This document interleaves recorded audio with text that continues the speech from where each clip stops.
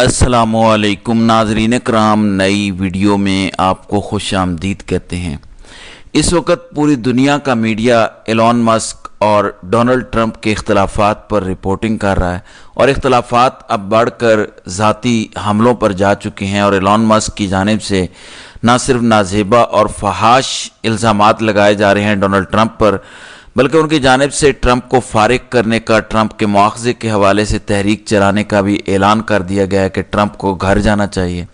Trump ایک اوباش corrupt شخص ہے، اگر میں نہ ہوتا تو ڈونلڈ ٹرمپ نہ جیت پاتا۔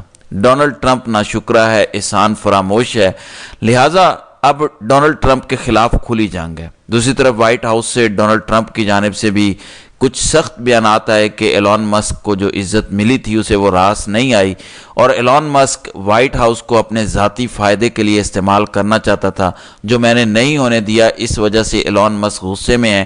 حالانکہ ہم نے دیکھیں جب امریکہ کے اندر الیکشن ہو رہا تھا نا، تو وہاں کی اسٹیبلشمنٹ مکمل طور پر بائیڈن اور کمیلا ہیرس کے ساتھ تھی۔ ٹرمپ کے خلاف وہاں کے سارے جرنیل تھے، وہاں کی ایجنسیز تھیں، اور وہاں کے میڈیا پر دیکھیں بالکل ویسی صورتحال تھی جیسے پاکستان کے اندر ہے کہ آپ قیدی نمبر 804 کا نام ٹی وی چینلز پر نہیں لے سکتے، یہی سب کچھ تھا۔ سوشل میڈیا بین۔ تو اس وقت ایلون مسک نے بڑا ساتھ دیا، ٹویٹر پر کمپینز چلائیں، جلسے کرائے، فنڈنگ کی، اور اس کے بعد ڈونلڈ ٹرمپ نے بھی کھلا اعتراف کیا۔ انہوں نے کہا کہ جو میں آج جیتا ہوں اس میں ایلون مسک کا بڑا کردار ہے، اور ایلون مسک کی خدمات سے، اس کے دماغ سے ہم فائدہ اٹھائیں گے۔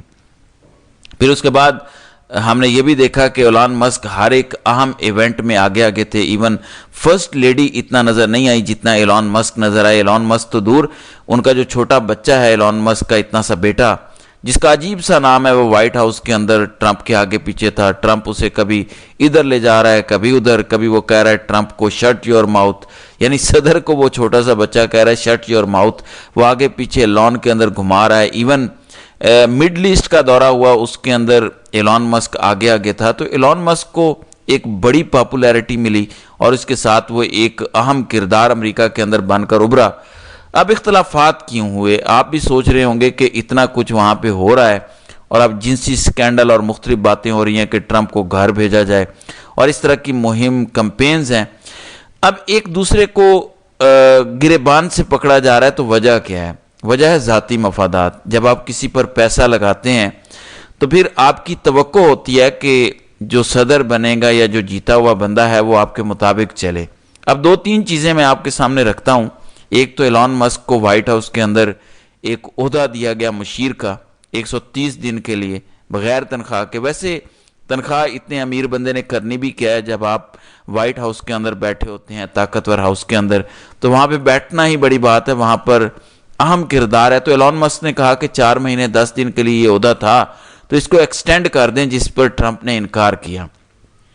ٹرمپ نے کہا کہ نہیں، ایسا نہیں ہو سکتا، تو ایک یہ وجہ تھی۔ پھر ٹرمپ الیکٹرک گاڑیوں پر ٹیکس لگانا چاہ رہا تھا، تو ایلون مسک نے کہا کہ آپ اس پر ٹیکس نہ لگائیں، کیونکہ جو ٹیسلا ہے، ایلون مسک کا برانڈ ہے ٹیسلا، اس نے مہنگا ہو جانا تھا اور اس کی سیل میں کمی ہو سکتی تھی، یہ ساری چیزیں تھیں۔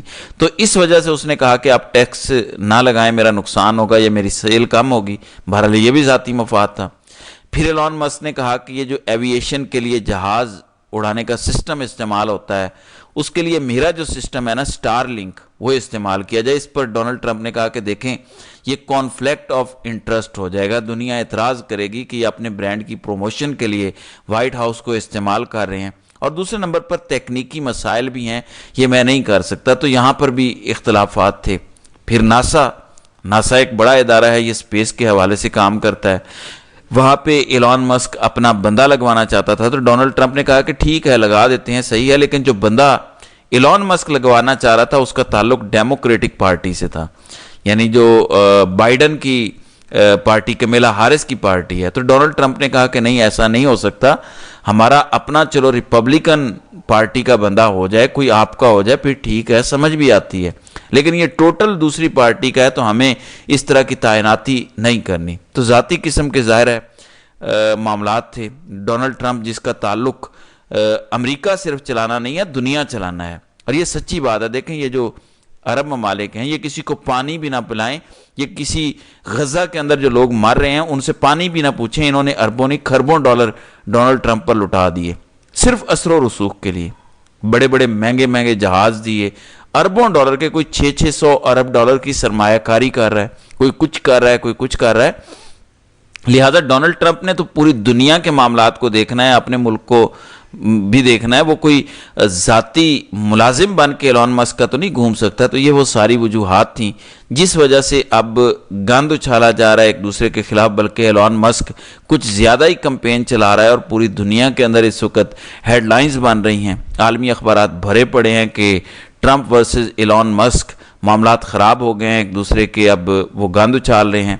بائی دا وے، آج مڈل ایسٹ کے اندر اور دنیا بھر کے اندر جن جن ممالک کے اندر عید الاضحیٰ منائی جا رہی ہے، تو ہماری طرف سے ان سب کو عید مبارک۔ پاکستان کے اندر ظاہر ہے کل عید منائی جائے گی، لیکن مڈل ایسٹ کے اندر، سعودی عرب کے اندر، دیگر مختلف ممالک کے اندر آج عید الاضحیٰ کا پہلا دن ہے، تو ہماری طرف سے سب کو مبارک ہو، اور پاکستان کے لیے بھی دعا کریں۔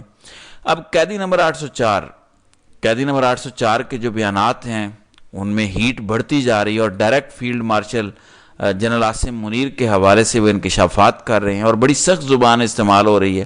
اس سے آپ کو اندازہ ہو جانا چاہیے کہ عمران خان کسی بھی قسم کے کمپرومائز کے لیے تیار نہیں ہے۔ وہ کہتے ہیں خان کا بڑا لمبا چوڑا ٹویٹر پر پیغام جاری ہوا ہے، میں کچھ نکات آپ کے سامنے رکھتا ہوں۔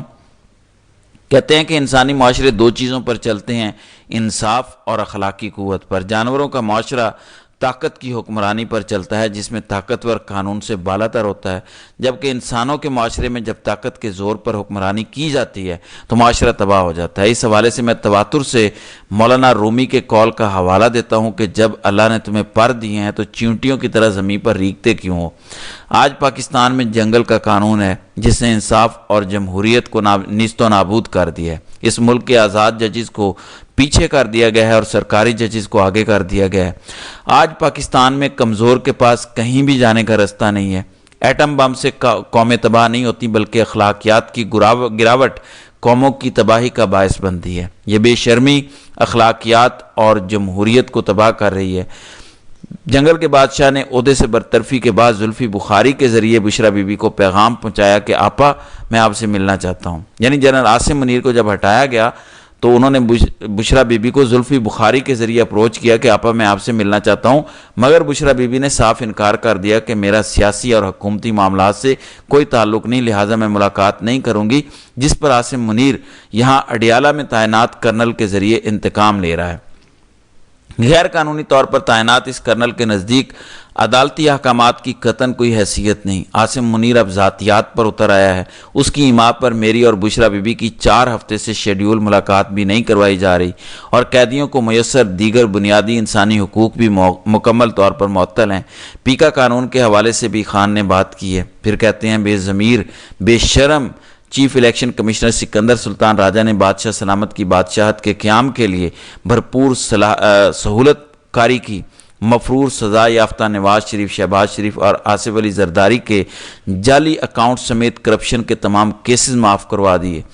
ڈاکٹر یاسمین راشد، شاہ محمود قریشی اور میرے دیگر پارٹی لیڈرز کا ایک ہی جرم ہے، وہ تحریک انصاف کے ساتھ نہیں چھوڑ رہے۔ اگر آج وہ پارٹی سے کنارہ کشی اختیار کر لیں یا مطلوبہ بیان دے دیں تو آج ہی انہیں ناجائز قید سے رہا کر دیا جائے گا۔ بہرحال خان کی جانب سے کہا گیا کہ اس طرح قوم تاریخ کے درست سمت میں کھڑے صحافی، وکیلوں اور سیاستدانوں کو بھی دیکھ رہی ہے کہ کون آئین، جمہوریت اور بنیادی انسانی حقوق کے ساتھ کھڑا ہے اور کون بادشاہ سلامت کے حکم کی پیروی میں انہیں روند رہا ہے۔ جو سیاستدان لیلوں کی طرح اسٹیبلشمنٹ کی رسی سے لٹکے ہوئے ہیں، قومیں انہیں کبھی معاف نہیں کریں گی۔ تو کہا ہے کہ جو لیلے کی طرح لٹکے ہوئے ہیں، جو بوٹ پالش کر رہے ہیں، جو اسٹیبلشمنٹ کے عاشق بنے ہوئے ہیں، ان کے لیے کوئی ریلیف نہیں ہے۔ جو غیرت کے ساتھ کھڑے ہیں، جو زندہ دلی کے ساتھ یا مشکلات کا مقابلہ کر رہے ہیں، جو کمپرومائز نہیں ہو رہے، ان پر مشکلات کھڑی کی جا رہی ہیں۔ تو خان کی جانب سے کہا گیا کہ ہم جھکیں گے نہیں، ہم آگے بڑھیں گے اور ہم عوامی انقلاب لے کر آئیں گے۔ تو ناظرین کرام، آپ کی اس ویڈیو کے حوالے سے کیا رائے ہے؟ آپ اپنی رائے کا اظہار کامنٹ سیکشن میں ضرور کیجیے گا۔